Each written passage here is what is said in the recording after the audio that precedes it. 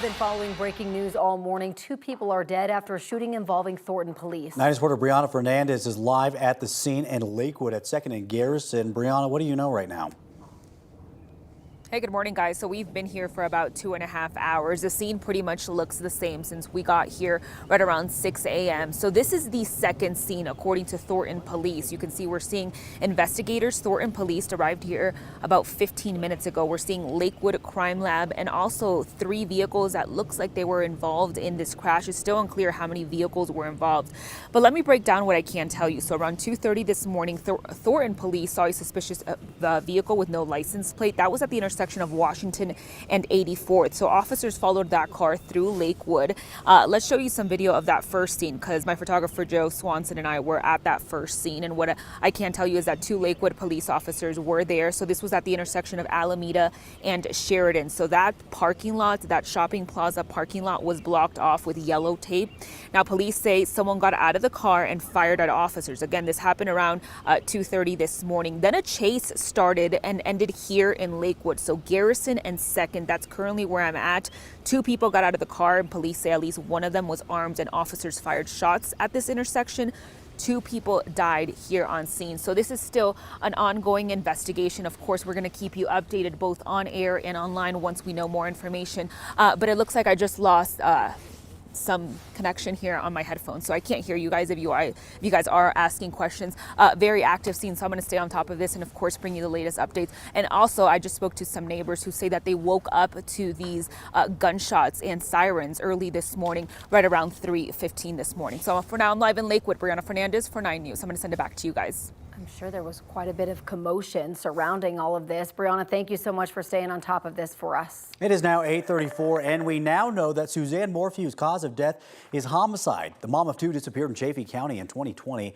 Investigators found her remains 3 years later in a shallow grave in Saguache County. The autopsy report released yesterday says that Suzanne had several sedatives and tranquilizers in her body, and that is a major development in this case because prosecutors allege for years that her husband, Barry Morphew, shot her with a tranquilizer gun before killing her. Barry Morphew was arrested in 2021 while his wife was still missing, and the murder charges against him were dropped just days before the case was set to go to trial. The autopsy report confirms that Suzanne was found with her biking clothes, and investigators believe that she went on a bike ride on Mother's Day of 2020 and never returned. Barry's attorney spoke only to 9 News after the results were released. She still insists he is innocent, arguing anyone could have shot her with a tranquilizer.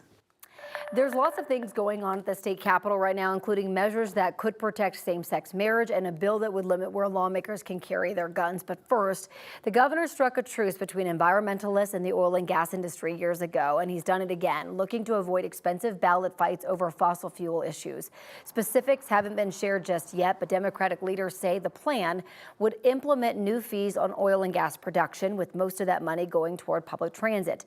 The compromise is an effort to avoid stricter rules on drilling and ozone. The governor said both sides have agreed to support the deal in exchange for backing off some of their proposals. Lawmakers have to pass the deal before the session ends next week. Democrats in the state Senate got some help from Republicans in working toward removing a clause from Colorado's Constitution defining marriage as between one man and one woman. The measure passed the Senate on Monday with support from 6 Republicans, clearing the 2/3 threshold that was needed to pass.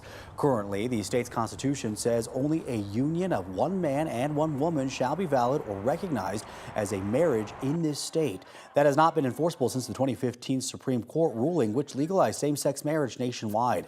The House still has to give its approval, which is expected, so voters will likely get the final say on November 5th. Democrats say that they were worried that the more conservative Supreme Court could come after gay marriage rights after overturning abortion rights.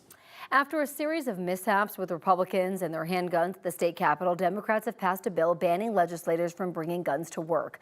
It's part of a larger bill that bans carrying guns at what they call sensitive spaces, like courthouses and schools. If the governor signs it into law, it would be punishable with a misdemeanor and a $250 fine. This is a watered-down version of what Democrats first proposed. The original bill would have banned open and concealed carry in most public buildings and spaces, including parks. The family of a black teenager who was shot after ringing the doorbell of the wrong home in Kansas City last year has filed a civil lawsuit. The 7-page lawsuit names the shooter and the neighborhood's homeowners association of, quote, careless and negligent conduct. The shooting last April stemmed from a mistake when Ralph Yarl went to the wrong door while trying to pick up his younger siblings. After ringing the doorbell, the teen was shot in the head and arm. After a public outcry, Andrew Lester, who is white, was arrested and charged nearly a week later. The 85-year-old has pleaded not guilty to criminal charges of first-degree assault and armed criminal action. He is out on bond awaiting a trial to begin in October. Nearly 2 years after a deadly shooting at Robb Elementary School in Uvalde, Texas, the city's police department has a new assistant chief. Michael Davis has more than 25 years of experience in criminal justice and is a Texas Commission on Law Enforcement Master Peace Officer. The appointment follows the naming of Homer Delgado as the city's new police chief nearly a month ago. Police leadership changes come after major criticism of their response to the 2022 Robb Elementary School tragedy when 19 children and 2 teachers were shot and killed. Tomorrow, the state of Florida's 6-week abortion ban is set to take effect. The new law overrides the state's current 15-week ban. This will likely affect thousands of women in and out of state seeking abortion care. According to the state health agency, so far this year, more than 1,300 people have traveled to Florida for an abortion.